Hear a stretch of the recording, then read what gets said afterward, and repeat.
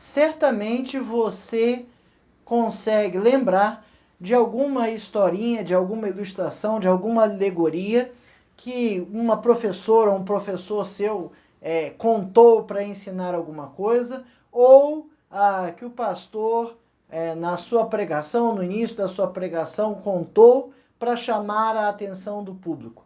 Eu lembro de quando eu era criança e frequentava a igreja, muitas vezes eu não conseguia prestar atenção no culto. Aquilo ali era tudo muito complicado para mim. Mas quando o pastor contava uma alegoria, contava uma historinha ou contava uma ilustração, aquilo me chamava a atenção. E eu passava daquele momento em diante a prestar atenção no culto. E aquela alegoria, aquela ilustração, aquela historinha trazia para mim alguma coisa que fixava na minha cabeça, fixava na minha mente, mesmo sendo criança. A criança só consegue entender, só é chamada a atenção nessa forma mais lúdica, né? Quando você busca o lúdico, busca a história, busca a ilustração, e aquilo ali chama a atenção do menino, da menina, e ele começa e consegue entender alguma coisa, né? Existem histórias, contos de fada e ilustrações que nós aprendemos desde crianças. Se você lembrar, temos lá a historinha do Chapeuzinho Vermelho, que não cumpriu a ordem da vovó, da mãe, perdão, para seguir até a casa da vovó pelo caminho que deveria, né? E resolveu pegar o outro caminho, iludida com o lobo, que aliás também tinha a recomendação da mamãe de não falar com ninguém estranho pelo caminho. Mas, enfim, a gente vê que as ilustrações, as historinhas infantis traziam para a gente algumas lições de moral, né? Uma que eu lembro também era do pastorzinho cuidando das ovelhas, né? E ele gritava: o lobo vem, olha o lobo que vem, e todo mundo corria para ajudar, e quando o pessoal chegava ele ria porque não tinha lobo nenhum. Até que um dia ele precisou, de fato, chamar todo mundo para que eu ajudasse, porque o lobo vinha. E aí ninguém acreditou. Olha só, olha a moral da história aí, que você não deve contar mentiras, você não deve acionar as pessoas sem necessidade, porque quando de fato você precisar, você não terá a credibilidade dela. Veja que nessas duas historinhas eu tenho alguma orientação ou algum conhecimento, alguma lição moral em que eu precisava transferir. Mas se eu tentar falar, a pessoa não presta tanta atenção e não fixa na mente, não fixa no seu entendimento com profundidade esses conhecimentos. Mas quando a gente usa esse expediente, usa essa forma de ilustrar com algo prático na vida, ilustrar com exemplo, olha só, às vezes a gente está fazendo ali matemática, aliás, a matemática para o ensino fundamental é bem assim, né? Mostra-se o conteúdo e coloca-se ali uma série de problemas com soluções, e aí geralmente os exercícios são bem parecidos com aqueles. Por quê? É uma forma didática da gente mostrar como se resolve determinados problemas, né? Existem só aqueles? Não, existem vários outros tipos de problema. O problema é que a criança, no seu período ali de aprendizado, não vai ter muita facilidade de abrir demais a sua forma, o seu jeito de raciocínio, e eu preciso limitar um pouco. Posso colocar um problema diferente, eu posso colocar um exercício diferente na prova? Pode, mas poucos serão aqueles que vão conseguir analisar bem o conteúdo, analisar bem o enunciado e conseguir chegar numa conclusão fácil, né? Por quê? É maturidade, é questão de aprender, é questão de conseguir juntar outras ferramentas. Tanto é que quando a gente dá aula, uma das coisas, da aula de qualquer coisa exata, assim, uma das coisas mais pedidas é essa: coloque na prova um exercício igual ao que foi feito em sala de aula. Isso não dá crescimento para ninguém. Você aprende só a repetir a receita do bolo, né? Mas muitas vezes, até fazendo isso, as coisas não funcionam. Eu já tive experiências dessa natureza, mas o exemplo é um jeito de você mostrar como aquilo se aplica, como utilizar aquele conhecimento no dia a dia. E o nosso maior mestre, nosso único mestre, né? Ele tinha uma didática excepcional. Jesus tinha todas as ferramentas didáticas extremamente apuradas, ele as usava com muita facilidade e fazia de forma que todos aprendiam os seus conhecimentos. Jesus usava as parábolas que eram histórias, eram ilustrações, para ensinar a respeito daquilo que ele queria falar. A didática de Jesus é maravilhosa, ele sabia como se expressar em público, ele sabia como se posicionar para que todos ouvissem, né? É sensacional você perceber esses detalhes quando Jesus está falando, né? O nosso texto básico está lá em Mateus 13, versículos 3a, 10 e 11. O início Mateus 13, o início do versículo 3 falava assim, 3a. E de muitas coisas lhe falou por parábolas. Então Jesus falava, ele está falando aqui que ele chegava à multidão, e para muitas coisas Jesus falava às multidões por parábolas. Versículos 10 e 11. Então se aproximaram os discípulos e lhe perguntaram: por que lhes falas por parábolas? Ao que respondeu: porque a vós outros é dado conhecer os mistérios do reino dos céus, mas aqueles não lhes é isso concedido. Então, Jesus também usava a parábola para não deixar totalmente claro tudo o que ele queria falar, porque as pessoas não iriam conseguir entender muito bem isso. Uma forma de você entender o que eu estou querendo dizer é aquela questão da sinceridade, né? A gente muitas vezes vai ao jantar e não gostou muito bem da comida, ou então alguém pergunta: eu estou bonito? E você tem que responder um sim meio atravessado. Tá, mas podia estar melhor, mas eu não vou falar isso, porque essa sinceridade vai magoar. A pessoa não está pronta para ouvir esse tipo de coisa. Quem te convida para jantar não vai estar pronto a receber uma crítica dizendo que a comida está ruim, né? Então você tem que ser delicado, você tem que ter um jeito para falar isso aí. E Jesus sabia que as pessoas não tinham condições plenas de ouvir tudo a respeito do reino de Deus, e por isso ele falava por parábolas, para que alguns entendessem, para que outros não entendessem. Mas as parábolas dele hoje são muito bem entendidas e nos trazem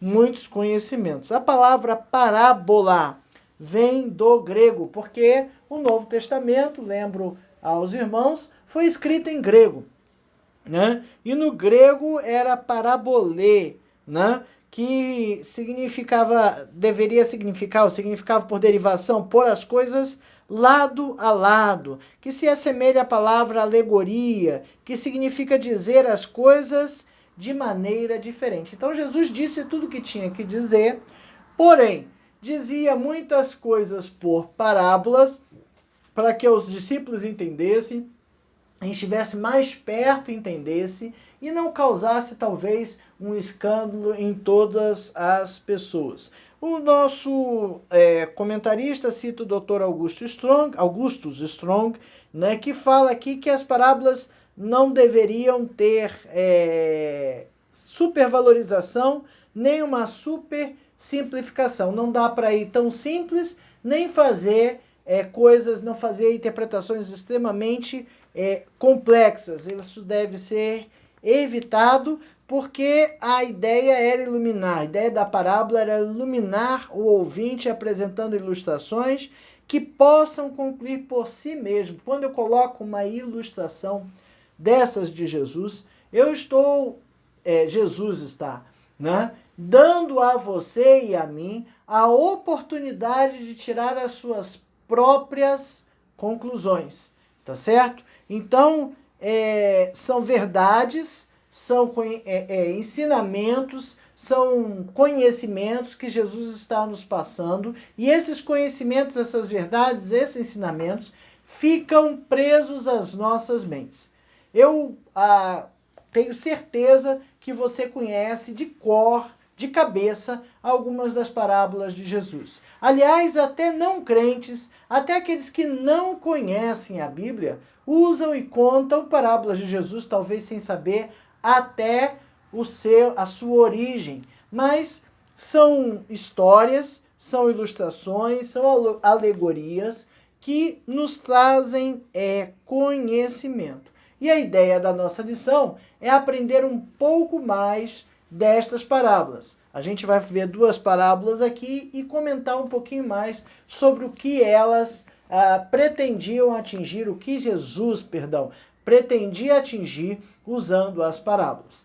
De fato, as parábolas são histórias inesquecíveis. Esse é o título da lição número 4, Histórias Inesquecíveis. É isso que as parábolas representam para nós.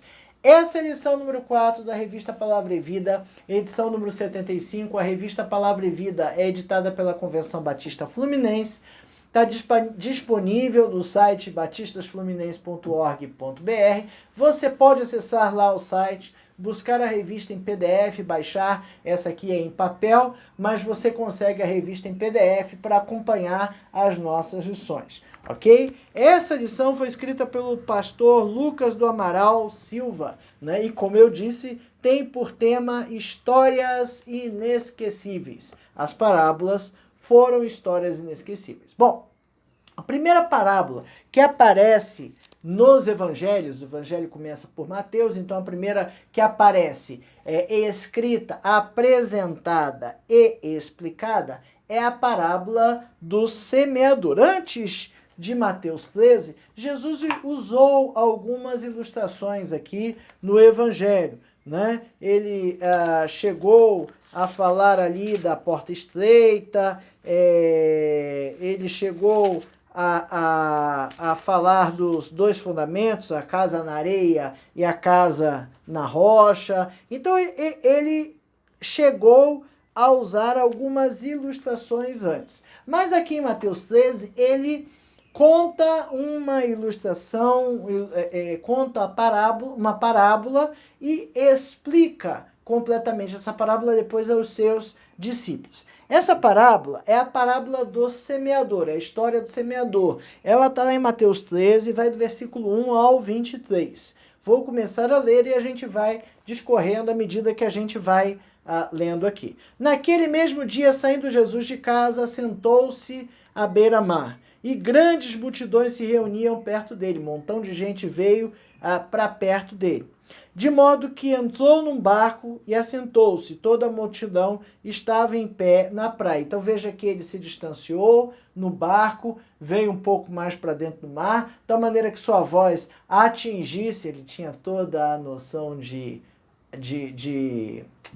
acústica, né? De tal maneira que sua voz atingisse a todos eles, né?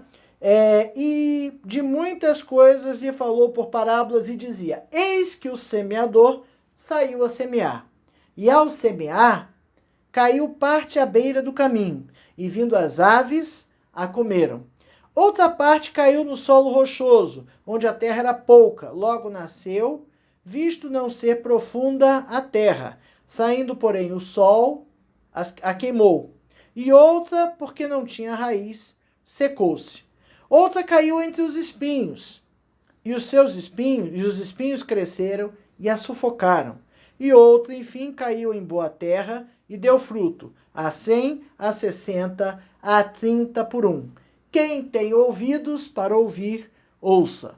Bom, aí os discípulos estavam perto de Jesus.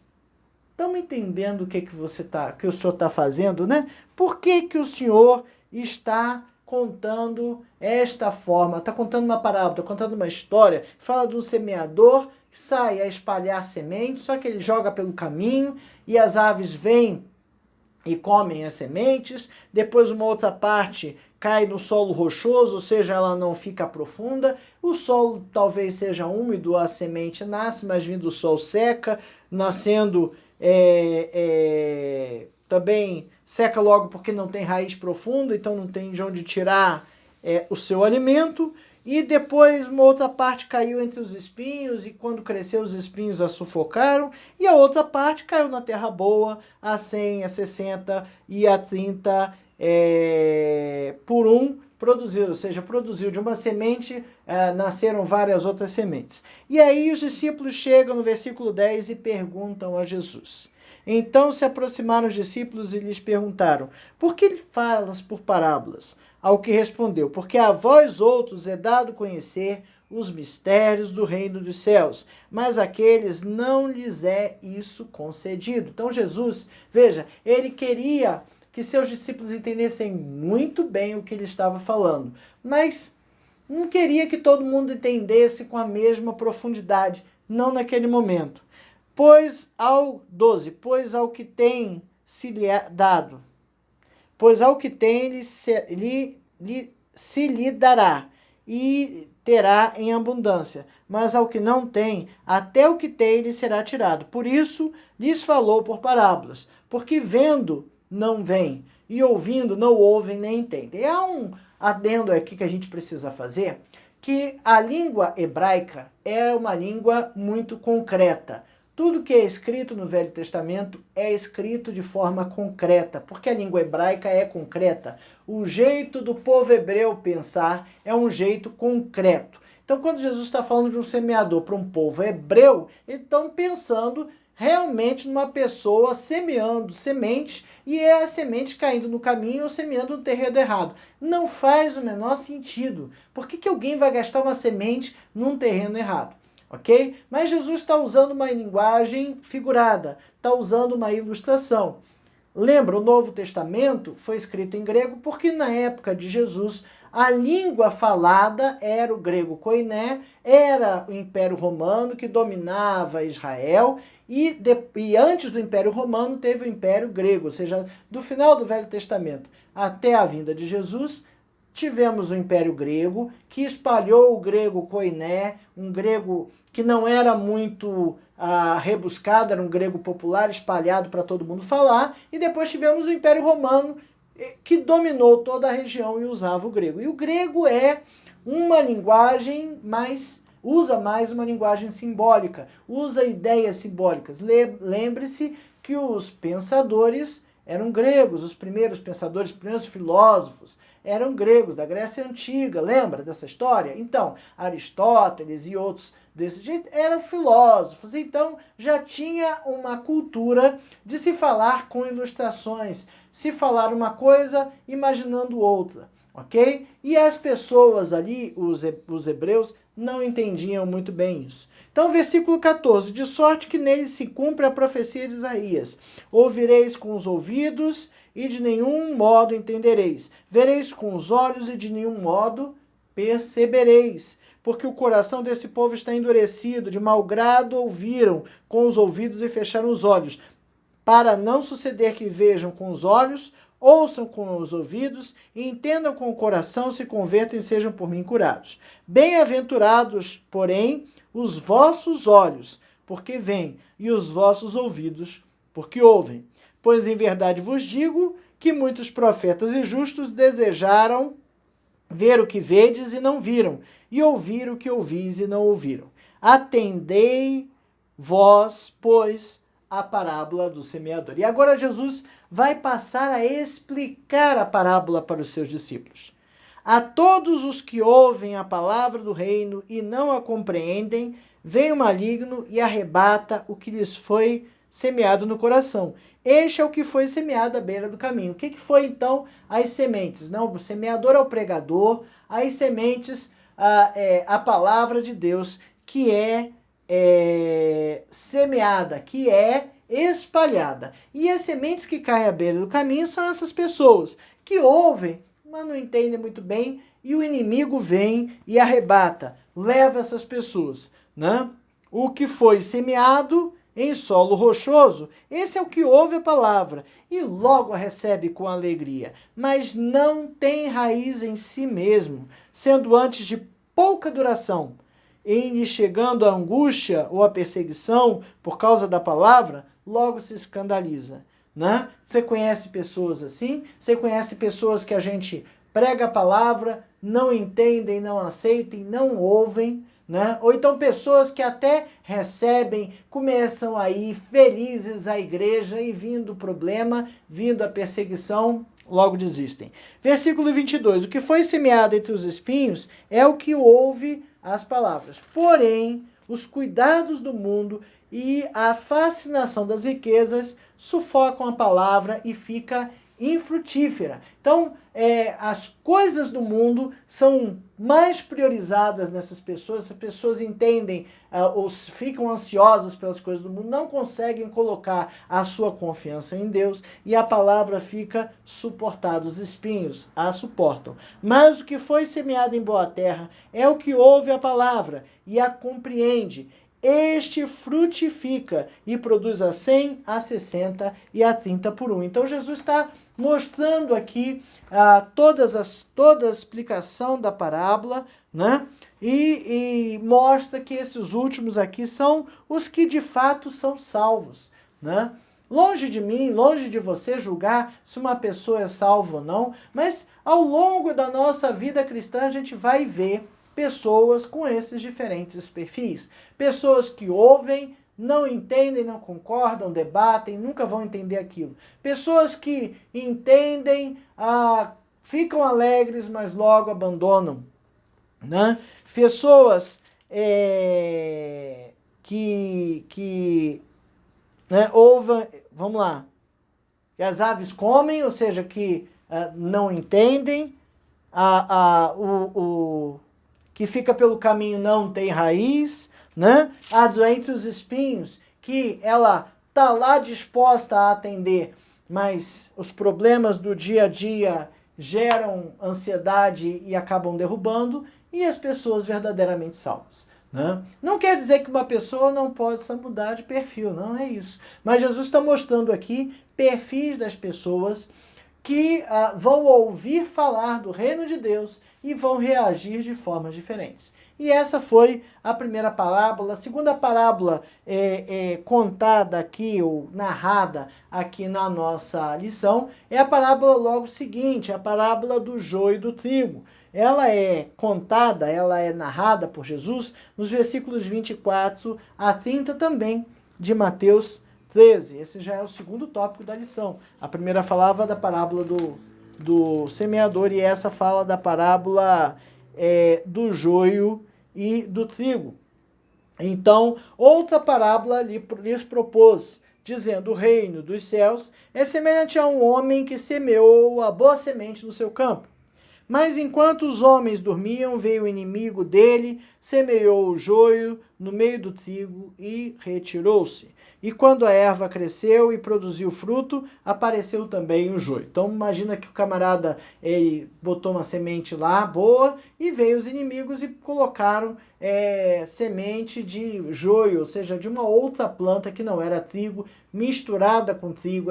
Há ilustrações na internet que mostram a foto do joio e a foto do trigo, e você pode ver que elas se parecem. Só que um é comestível, o outro não serve, o outro não serve. Né? E quando a erva cresceu, produziu fruto, apareceu também o joio.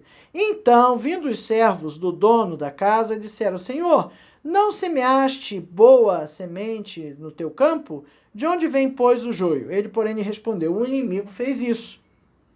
Mas os servos lhe perguntaram: queres que vamos e arranquemos o joio? Bom, veja, os dois crescendo, era muito perigoso confundir joio com trigo, porque as duas plantas são parecidas naquela fase. Então o homem respondeu: não, replicou ele, para que ao separar o joio, não arranques também com ele o trigo.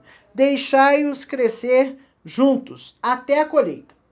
E no tempo da colheita, direi aos ceifeiros: ajuntai primeiro o joio, atai-o em feixes para ser queimado, mas o trigo recolhei no meu celeiro. E aí, claro que os discípulos ficaram com aquilo ali, né? Talvez nem tivessem coragem de perguntar, né? E aí, lá pelo versículo 36 até o 43, vem a explicação. E olha que os discípulos no 36 falam assim: então, despedindo as multidões, foi Jesus para casa. E chegando-se a ele os seus discípulos, disseram: explica-nos a parábola do joio do campo. Não entenderam nada também, né? Mas tudo bem, Jesus estava disposto a explicar para os seus discípulos o que significava aquilo e pôs-se a explicar, né? E na explicação ele disse assim, vamos lá, ele respondeu. Aí ele veio e primeiro mostrou quem era cada um dos personagens que ele estava comentando ali. Então ele respondeu: o que semeia a boa semente é o Filho do Homem, Filho de Deus, Jesus Cristo, semeando a boa semente. O campo é o mundo. Então ele está semeando a boa semente no mundo. A boa semente são os filhos do reino. Então ele está colocando no mundo os filhos do reino, aqueles do reino. E o joio são os filhos do maligno, são o inimigo. O inimigo que semeou é o diabo. Então, Jesus espalhou no mundo os filhos do reino. E o diabo espalhou no mundo os filhos do maligno. A ceifa é a consumação dos séculos, é o final dos tempos, é o final do mundo. E os ceifeiros são os anjos. Então ele pegou e mostrou ali cada um dos personagens. Bom, agora que eu tenho os personagens, né, eu poderia ler a parábola dizendo: o reino do céu é semelhante a um homem, filho do homem, que semeou a boa semente do seu campo, os filhos do reino. Mas enquanto o homem dormia, veio o inimigo dele, o maligno, e semeou o joio no meio do trigo, ou seja, os filhos do maligno, e retirou-se. E quando a erva cresceu, produziu fruto. Bom, que fruto o filho do maligno produz? Nada de bom, né? Os filhos do reino produzem bons frutos, né? E os filhos do maligno produzem frutos ruins. Então, vindo os servos do dono da casa, e ele fala que os servos, os ceifeiros, são os anjos, propõem ao Senhor: Senhor, não semeaste só os filhos do reino no seu campo, no mundo? De onde vêm estes filhos do maligno? Estou relendo a parábola, substituindo as personagens. Já experimentou fazer isso? Ele, porém, lhe respondeu: o diabo, o inimigo, fez isso. Mas os servos, os anjos, perguntaram: queres que vamos e arranquemos os filhos do maligno, o joio? E respondeu o homem, Jesus, né, o filho do homem: não, replicou ele, para que ao separar o joio, não arranqueis também com ele o trigo. Ou seja, ao separar o filho do maligno, não venha junto, não separe junto o filho do reino. Deixai-os crescer até a colheita, até a consumação dos séculos, deixa eles juntos ali crescendo. No tempo da colheita, na consumação dos séculos, direi aos ceifeiros, aos anjos: ajuntai primeiro o joio. Pega primeiro os filhos do maligno, atai-os em feixes para ser queimado, jogado no inferno. Mas o trigo, os filhos do reino, recolhei no meio celeiro. Viu? Eu só fiz a releitura da parábola. Agora vamos ao resto da explicação de Jesus. Então Jesus mostrou quem eram as personagens, no que elas traduziram, e depois ele vem agora explicando. Pois, assim como o joio é colhido e lançado no fogo, assim será na consumação dos séculos.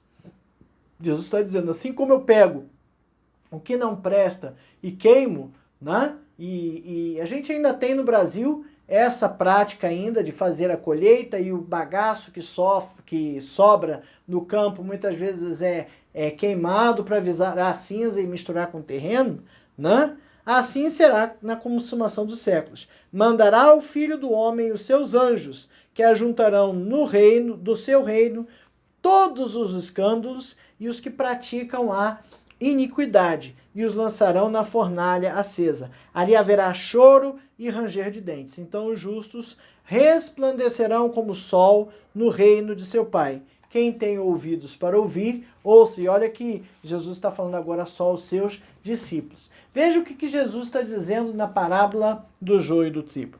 Do joio e do trigo, perdão. Ele explicando aqui. Ele colocou no mundo os filhos do reino, mas o inimigo colocou os seus filhos também no mundo. Veja que muitas vezes dentro da nossa própria igreja, a gente tem quem trabalha e quem atrapalha. Quem está lá para somar e quem está lá para criar problema. Eu sou detalhista demais. E de vez em quando chegam as coisas, eu faço observações e as minhas observações às vezes são tão detalhadas que eu mesmo acho que eu estou sendo chato. Chato até demais, ao ponto de eu chegar, irmão, só me desculpa, mas eu estou observando porque eu vi isso, não quero criar problema. Mas a diferença, ou pelo menos o que eu tento fazer, é fazer isso em particular, não publicamente. Não adianta levantar a mão no meio da assembleia, tá tudo errado, vamos fazer de outro jeito, isso aí não está previsto porque aqui no estatuto é de outro jeito. Não, a gente conversa antes. Na hora da assembleia vamos apaziguar as coisas e vamos buscar um entendimento melhor, né? E é isso que a gente precisa fazer. No nosso meio tem joio e tem trigo. Cabe a nós, trigo, tirar o joio? Não, não cabe. Cabe aos servos do Senhor tirar enquanto estão crescendo? Não, tem que deixar crescer, né? Tem que deixar crescer. Porque muitas vezes a gente vê pessoas dentro da igreja que parecem que são convertidas, né? Antigamente, quando eu era criança, tinha um comercial de um produto, né? Acho que era para queda de cabelo, se não me engano, ou era para caspa, não lembro, tal do Denorex, né? E o comercial era parece, mas não é. Porque parecia um remédio, mas era um shampoo, né? E a defesa do comercial era essa, parece, mas não é. Por quê? Muitas vezes a gente tem dentro da nossa igreja crentes, ou pelo menos pessoas que parecem ser crentes, falam como crentes, pregam como crentes, fazem tudo como crentes, mas não são crentes. Mas cabe a mim dizer que são ou não são? Não cabe. Se o comportamento está dentro daquilo que está previsto, eu, infelizmente, vou deixar ali, vou orar a Deus para que Deus cumpra a sua vontade e que aquele camarada, se é que ele não é crente, que Deus o tire dali. Não eu. A gente vai tirar aquelas pessoas que reiteradamente estão pecando, que estão errando, que estão erradas, que sabem que estão erradas, já conversamos com elas, a luz da Bíblia está ali claro dizendo que não é, que deve ser feito desse jeito, mas a pessoa continua errando. Essas a gente tem que disciplinar, faz parte, né? Agora, não nos cabe julgar se é joio ou é trigo. E nós não podemos distinguir, nós não temos como fazer essa distinção. Se é joio, joio mesmo, ou se são pecadores em processo de santificação, em processo de amadurecimento cristão, que precisam de ajuda, que precisam crescer, estão procurando fazer isso. A gente pode ver alguns sinais, mas a gente não pode julgar e dar uma assertiva, dar uma condenação, dar uma palavra final dizendo: este aí é crente, este aí não é crente, é do maligno. Os sinais, muitas vezes, nos apontam coisas que a gente tem até dúvida, não, tem uma certeza muito grande. Mas nós temos que ter paciência. Veja que os servos queriam logo arrancar o joio, mas Jesus disse assim: não, paciência, espera crescer, no final arranca, né? No final. E às vezes a gente vê que essa pessoa às vezes fica muitos anos na igreja e lá para o final da sua vida ela de fato se revela, né? Ou depois de tantos anos ela se revela e sai fora daquele caminho. Ou não, ou às vezes a gente pode até enterrar uma pessoa dessa tendo certeza que é crente, e quando chegar lá no céu, a gente vai se espantar, mas fulano não era crente? Por que ele não está aqui? Né? Por que Deus não o selecionou, não o salvou? Jesus fala nas suas palavras ali sobre esses eventos apocalípticos, que ele fala, não, mas, apartai-vos de mim, malditos do meu Pai. Mas, Senhor, em teu nome pregamos, expulsamos demônio, fizemos e acontecemos, não vos conheço. Não vos conheço. Ok? Então essas duas parábolas servem de exemplos. Existem várias e várias e várias outras parábolas nos evangelhos sinóticos. Até em João tem algumas, em Lucas tem algumas, em João tem algumas parábolas também. Os sinóticos são Mateus, Marcos e Lucas, né? E em João também tem algumas parábolas e elas todas foram várias ilustrações que Jesus contou. Bom, de comum a gente tem nos evangelhos e no Novo Testamento duas expressões bem parecidas que aparecem. Parecidas que aparecem, ficou meio repetitivo. Uma delas é o reino de Deus e outra delas é o reino dos céus. A expressão reino dos céus, nosso comentarista colocou aqui contagem bem interessante. O reino dos céus aparece 33 vezes em Mateus. Reino de Deus aparece 4 vezes em Mateus, 14 vezes em Marcos, 32 vezes em Lucas, 2 vezes em João, 6 vezes em Atos, 8 vezes nas cartas de Paulo e 1 vez no Apocalipse. E somar tudo isso aqui deu 100. Né? Somando todos esses números, deu um número muito bonitinho, arredondado, 100 vezes, que não tem significado algum aqui, ou pelo menos se tem, eu não sei. Os dois termos, reino de Deus e reino dos céus, são variações linguísticas que querem dizer a mesma coisa. Agora, lembre-se, de um detalhe bem interessante. Bom, primeiro ele fala reino de Deus, reino de céus. Na língua judaica não se usava o nome de Deus, Yahvé, por extenso, era pecado falar, só se escrevia com consoantes, porque o nome era sagrado. Mas os judeus aguardavam um Messias, aquele que viria libertar o povo e estabelecer o reino de Deus na terra. Veja que o que eles esperavam era um libertador, alguém que chegasse com um cavalo lindo, bonito, né?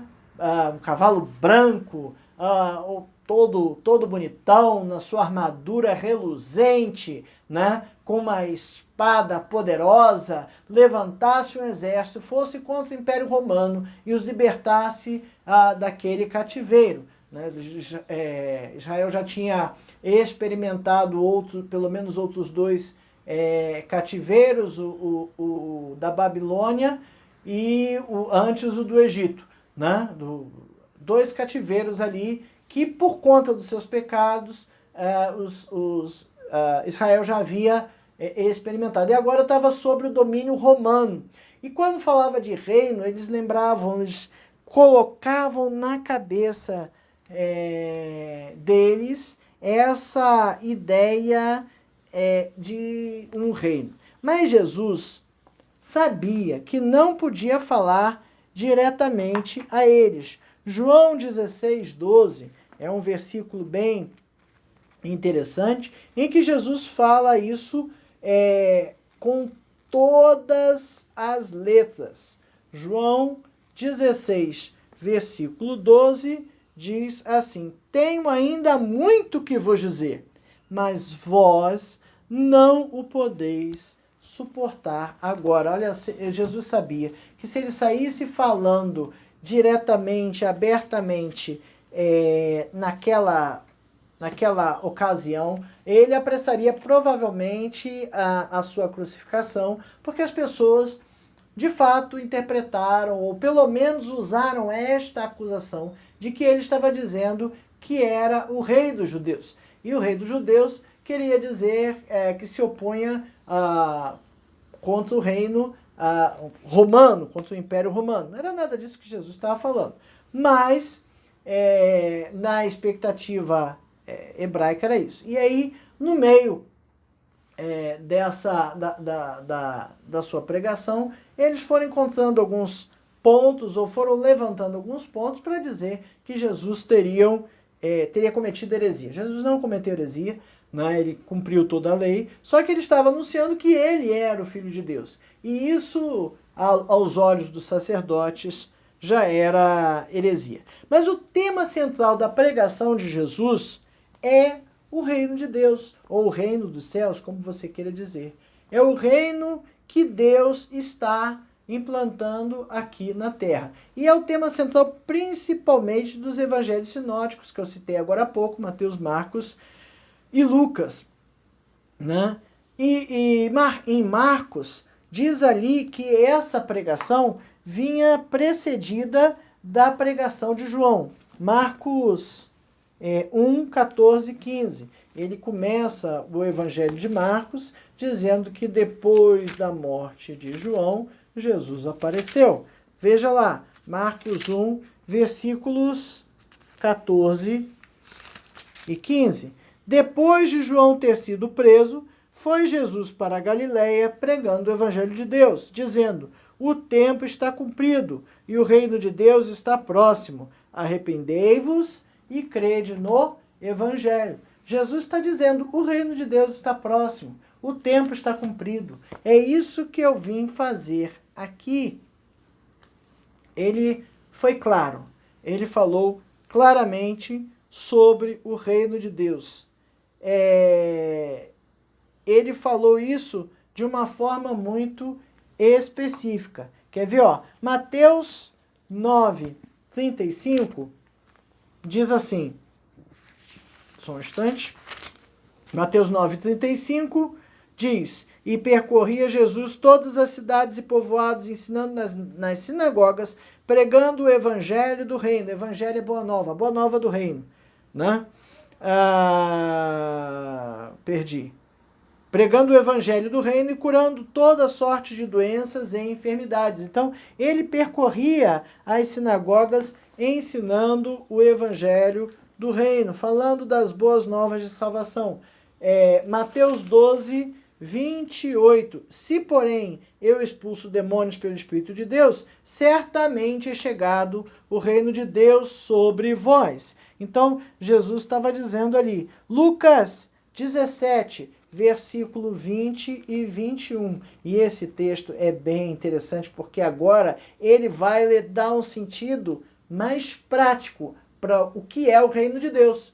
Porque, como eu disse, os judeus esperavam um cavaleiro com sua armadura, no seu poderoso cavalo, de preferência seguido por um exército, que viesse libertar o povo. Lucas 17, versículos 20 e 21, eu vejo aqui os fariseus, né? Interrogado pelos fariseus sobre quando viria o reino de Deus, Jesus lhe respondeu: não vem o reino de Deus como visível aparência, nem dirão, ei-lo aqui, ou lá está, porque o reino de Deus está dentro de vós. Talvez isso aí tenha tocado a maior confusão na cabeça dos fariseus, que eram zelosos pela lei. Eles conheciam os doutores da lei, eles conheciam a lei, sabiam de todas as profecias, conheciam aquilo tudo muito bem. E agora Jesus vem falar: olha, vocês estão esperando um rei físico, um reino físico, mas o reino de Deus não é um reino físico. Não é assim. Não é isso. E veja que Jesus deixou isso claro, que não dá para ter dúvida. O reino de Deus está dentro de vós. Ele está falando que é um negócio do coração, um negócio espiritual. É conosco, é dentro de nós que nós vamos encontrar o reino de Deus. É no amor, é na prática do perdão, é na fé em Jesus como nosso único e suficiente Salvador. Somos nós, né? O nosso interior, o nosso espírito é que faz, é que compõe essa pleiade, esse povo todo santo e abençoado do reino de Deus. Deus não se importou em nos explicar sobre o seu reino. A nós ele dá sabedoria Provérbios 2,6, lá no Velho Testamento, já dizia assim, quer ver?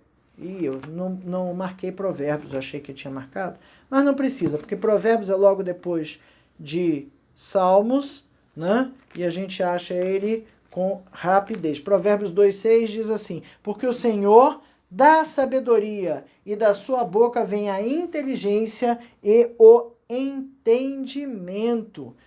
Deus nos dá sabedoria para entender tudo o que a gente precisa entender. Efésios 1,17 diz assim, para que o Deus de nosso Senhor Jesus Cristo, Pai da glória, vos conceda espírito de sabedoria e de revelação no pleno conhecimento dele. Quando a gente fala de revelação, as pessoas pensam assim, previsão do futuro. Mas não é isso não. Está falando de entender a Bíblia, de entender o que Jesus nos falou. 2 Pedro 1, versículos de 3 a 5.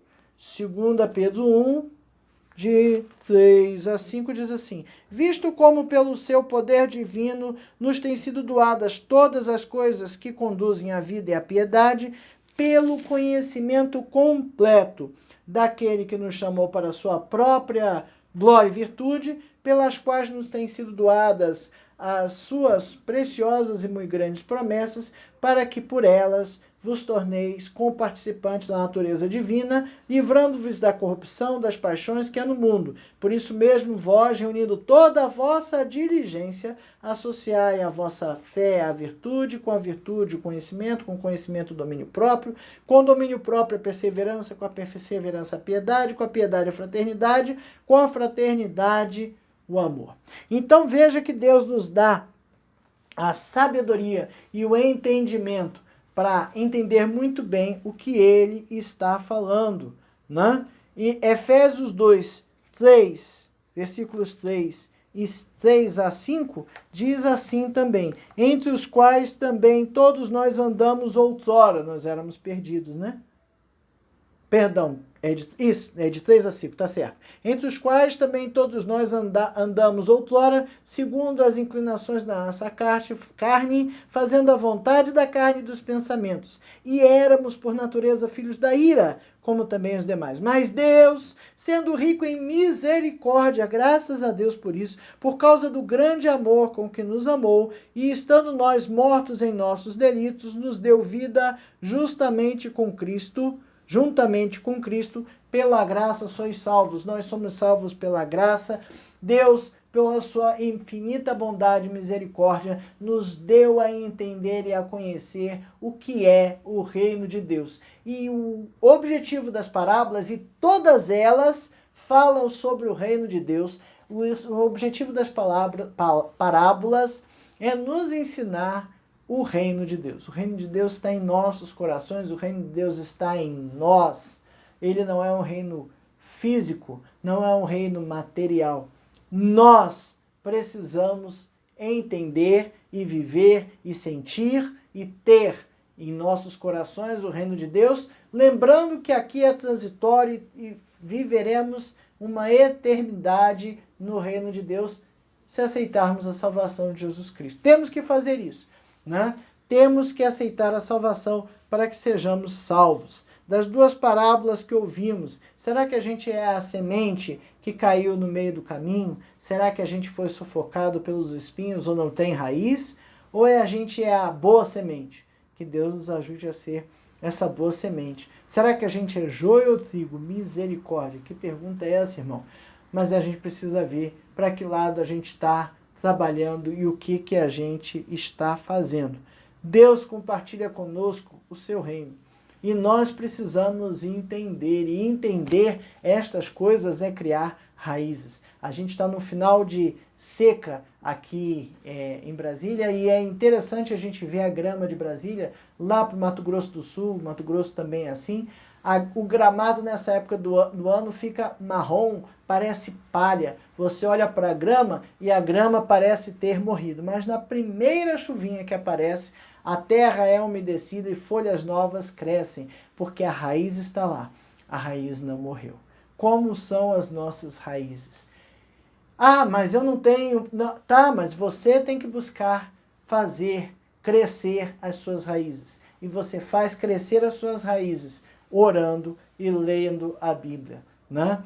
É o cântico infantil que eu aprendi quando era criança, até hoje me faz sentido, e diz assim: leia a Bíblia e faça oração se quiser crescer. Se quiser criar raízes, leia a Bíblia e fale com Deus. Converse com Deus, converse com Jesus. Peça a Ele que lhe dê sabedoria, porque Ele dá com abundância, para entender o que Ele quer da sua vida e para estar no centro da vontade de Deus. Porque ao contrário do que a música diz, que o melhor lugar para estar é no centro de um abraço é muito gostoso, mas o melhor lugar para estar é no centro da vontade de Deus. Que Deus nos ajude e ilumine para estarmos no centro da sua vontade.